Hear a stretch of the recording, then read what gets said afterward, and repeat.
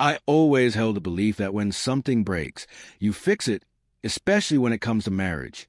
That was a principle I was raised on. I never claimed to be flawless, but I gave my all to my wife, Molina. 13 years. We spent over a decade building what I thought was a lasting bond. I truly believed we were creating something meaningful, something that would carry us into old age even when life got messy. But that dream unraveled on an ordinary Tuesday. There were small signs at first. Her routine shifted subtly. Late nights at work, her phone always plays face down, never a sound from it. She'd chuckle at messages I never got to see, and our goodnight kisses started to feel distant, like the warmth had drained out. I told myself she was probably overwhelmed.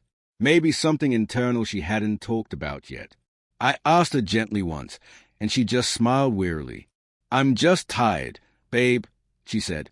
I wanted to believe her. So I did. Then one night, she said she had a migraine and went to bed early. I stayed up watching a game and later walked into the study to send out a quick work email. Her laptop was open on the desk. I didn't mean to pry.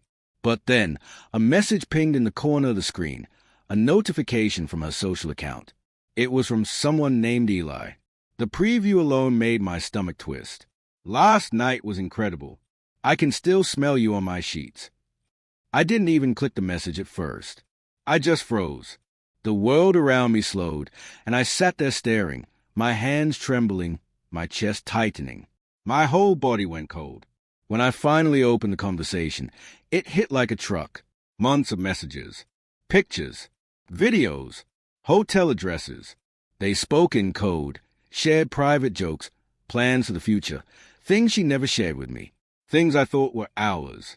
But they had a whole world together, one where I didn't even exist. I closed the laptop. I didn't wake her, didn't shout or confront her. I just sat on the living room couch, motionless, until daylight crept through the windows. My eyes stung, but I didn't shed a single tear. Not yet. I couldn't. The next morning, I cooked breakfast. Just like always, eggs, toast, black coffee. She came into the kitchen, kissed me on the cheek, and smiled. I smiled back, but something inside me had already withered. I went to work like everything was normal. But all day, those messages played on a loop in my mind. I pictured her with him, her body in someone else's arms, her voice whispering into another man's ear, words I thought were mine alone. I didn't say anything for 3 days. I can't fully explain why. Maybe I was still clinging to denial. Maybe I needed time to brace myself. But the truth is, I was preparing for what came next. Saturday arrived. She said she had errand to run and left the house. I waited until the door shut. Then I gave it 15 more minutes, just to be sure. I walked into our bedroom and pulled the biggest suitcase we owned from the closet. I didn't touch any of her belongings. I only packed my own, carefully, calmly. Shirts, jeans, socks, my laptop, my passport, even my razor from the bathroom. I slid off my wedding ring and placed it gently on her pillow. That's when I heard it, the soft creak of the front door opening behind me. I didn't glance her way. I just kept folding my shirt, focused and steady. "What the hell is going on?" she shrieked, her voice high and frantic. It was the first time in years that I'd heard real panic in her tone. I closed the suitcase without a word. She rushed into the bedroom, eyes wide. "Talk to me. Why are you packing? What's happening?" I finally turned to face her, my expression cold, detached. "I know." Her lips parted, but nothing coherent came out, just a strangled gasp.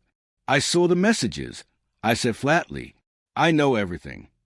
The color drained from her face. Her knees buckled and she collapsed onto the edge of the bed, stunned. Her eyes darted around, desperate to land on anything that could offer a way out, some excuse, some version of the story where she wasn't at fault. "Please, just hear me out," she stammered. "It didn't mean anything. I was lost, confused. You've been so distant lately, and—" "Stop," I interrupted, holding up a hand. "Don't make it worse by lying to both of us." Her eyes filled with tears, brimming but not yet falling. "You can't just walk away. You're my husband. You should have remembered that before climbing into his bed." She stood shakily, reaching for me like I was still hers. We can fix this. Please. I'll end it. I'll do whatever it takes. But her voice had changed. It carried no weight, no truth. The woman I saw pleading in front of me wasn't the same one I'd built a life with. That version of her disappeared the moment she chose someone else. Without saying another word, I slung the bag over my shoulder and headed for the door. As I gripped the handle, her voice cracked behind me. Don't you dare walk out of here like I'm nothing. I stopped for a moment, just long enough to say what I hadn't been able to in years. You already made me feel like nothing. Then I left. I didn't crash at a buddy's house. I didn't book a room anywhere. I just drove, for hours, through empty streets and winding roads, past cities and exits I didn't recognize. The sun dipped behind me, casting gold across the sky as I watched it fade in the rearview mirror. I didn't have a destination in mind. But for the first time in a long time, I knew one thing for sure. I was free.